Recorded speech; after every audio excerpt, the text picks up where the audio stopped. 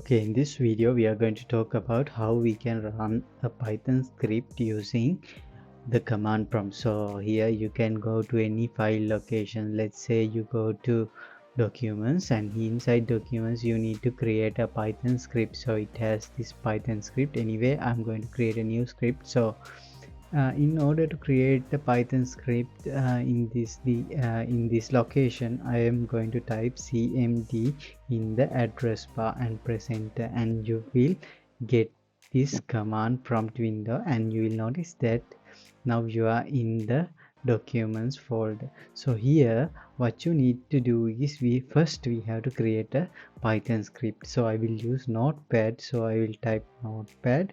Next I will keep a space, and next I will type the name of my Python script and give the extension py and press the enter key. So in this way it will launch Notepad, and it asks whether we want to create this file. I will click yes. So now I have a Notepad window over here. So here make sure that you keep the correct indentations to avoid any kind of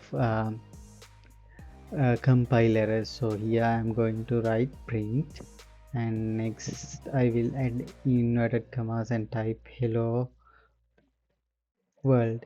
So simple program, and I will add quotation marks and close the bracket, and control S, or you can select file save to save this, and that basically done completes the script. So next we have to run the script. In order to run the script, what you have to do is type Python and next type the name. So the name of the script is main.py.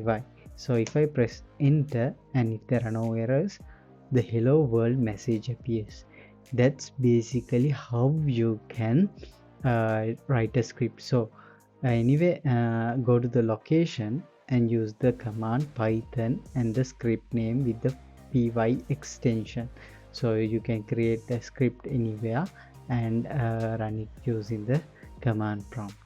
That's it for this video.